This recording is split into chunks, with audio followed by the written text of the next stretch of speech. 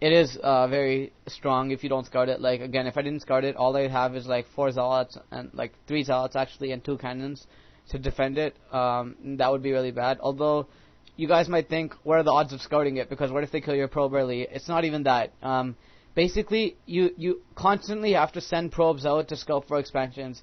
If you're constantly sending probes out and you see they only have 2 bases and not a 3rd base, then you really know something's up, and you know there's something wrong with that. And so, if you only see them having 2 bases and they have like a sunken in place, you basically have to read what your opponent's doing. If they only have 2 bases, then you know they're either going for a 2-hatch lair game, or 3-hatch Hydra Rush, 4-hatch 2-base Hydra Rush, or like 3-hatch Speedlings. But whatever strategy they're doing, it's a 2-base strategy, and it's kind of cheesy because, well, there obviously is, because 2-hatch Zerg relies on going for 3 bases. If they go for 2 bases versus a Protoss, then they're obviously behind. So, again, you have to read what your opponent's doing, and just because I know he's doing a 2-hatch lair game, I guarantee you I won this game. Like, oh well, obviously I'm not gonna say that, but even though I just did, but I have a very good chance of winning this game. And as you can see, I saw those Zerglings slipping by my screen, and he's just sending 1 Zergling to scout. That Zergling is speed upgraded.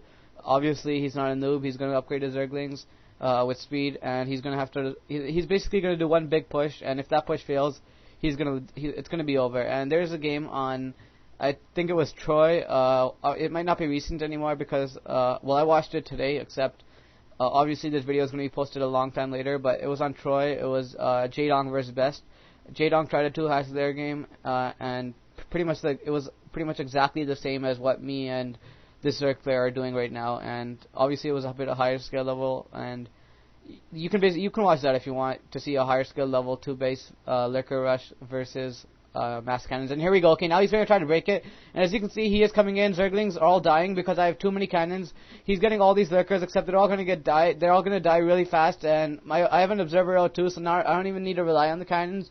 As you can see, his rush totally failed, and he did absolutely no damage with that. I think he killed like literally 0 probes, and now I think I have triple or even like quadruple the amount of probes to his drones, and there's no way he can come back in this game. Sure, he has 3 hatcheries out, except now either if he tries to pump up drones to catch up, then he's basically going to be behind when it comes to armies, and if he tries to pump out drones, if he tries to pump out Hydras, then I'll eventually overrun him in the late game. So there's no it's a lose-lose situation for him, a win-win situation for me, and there's no way he can come back in this. He still has 2 bases, I have 2 bases. My 2 bases are more saturated with probes than his are with drones, so this game is over. To do a finishing blow right now, I tried to do a small drop there. It didn't succeed that well. But now that was just like a fake fun drop to test the water, see how he's playing, see what he's doing. This is actually going to be my real drop. This is what I recommend all Protoss players to do in their dropship. I usually have 2 Dark Templar. I didn't make my 2nd Dark Templar, so I was just like, fuck it, let's go with 1. This is some people, again, this comes down to your choice of what you want to do. Some people try to load 4 High Templar. Some people do 4 Dark Templar. I make it even. I do 2 Dark Templar and 2 High Templar. You guys are going to see why this is. Basically, I drop 1 Dark Templar in the corner, make it hide a bit, and then I drop 1 Dark Templar in their line, and that'll attack it, and then 2 High Templar to go to the other mineral field, and they storm that. And now, as you can see, I only have 1, so this is going to go attack a bunch of... it's going to pick off all his drones here, and now this is going to... Okay, this was actually going to storm here, except he has nothing, and as you can see, he is running his main. So this will give me double the storms over here, and now I am going to storm here, and he's aware of this, so he's going to be running his drones. And now, as you can see, he thought I only has 1. He thought I only had 1 High Templar, except I have 2. And now he sees the second one, so now he's like, fuck, let's run. And now he's running, and now I don't know what the fuck he's doing.